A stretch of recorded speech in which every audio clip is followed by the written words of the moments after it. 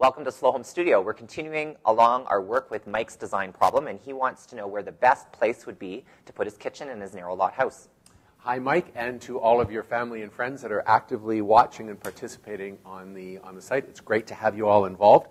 Here's the site that we talked about last time, that there were three options: putting the kitchen at the front of the house, in the middle of the house, and at the back of the house. And a longtime viewer, SN, was very generous to actually develop three schemes. He did. For each of those. And we wanted to talk about this one in particular. This is the one that we thought was the best, and there's a few reasons for it. One of them is we really liked what he did with this sliding door on the back. We hadn't thought about that. We hadn't thought about this, and this actually inspired us because the idea, we were debating, John and I were debating about the kitchen in the back, because the conflict with that is if you put the kitchen in the back, then you're blocking your access to the backyard, and it seems like a shame, right?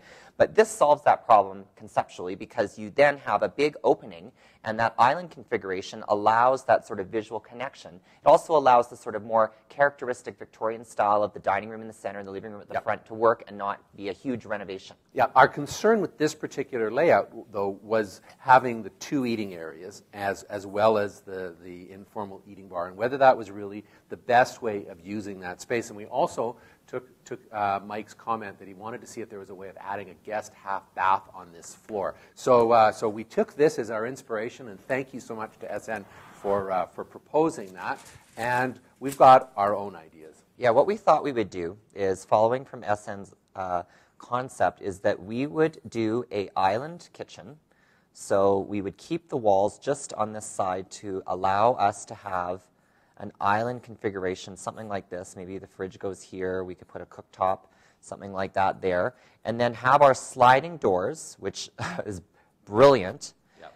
And then we would be able to put a really big size island here. But it's only going to be able to be 2 feet 6 inches, because you need to be able to have the clearances on both sides. Typically, that kind of an island that Matthew's just drawing right now would be 3 feet to allow you to be able to have full counter storage as well as place to sit. We're going to reduce that 6 inches just to be able to make that work. That's right, but we still get a really long island, and Absolutely. We still get that visual connection through our sliding doors to the back. And then John and I came up with another idea. That's right, what we can do is we can actually extend this here, turn this into a window, using the sliding doors or a garden door to be able to get into the back of the house, and then use this as a way to be able to get a half bath in there.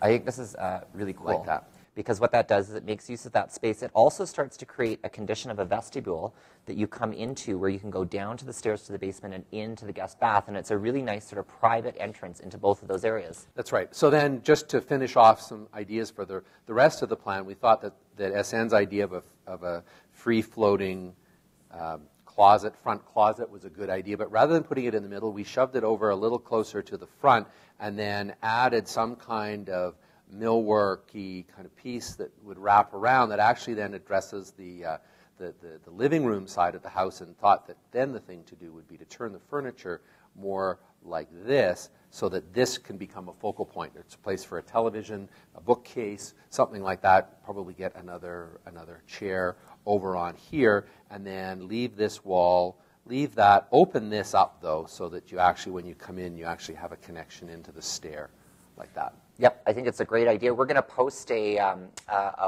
better drawn plan onto the Facebook site. We'd also like to remind everybody that if you have a design problem that you've got with your own house, send it to us. We'd like to work along with you through Facebook on it. See you next time.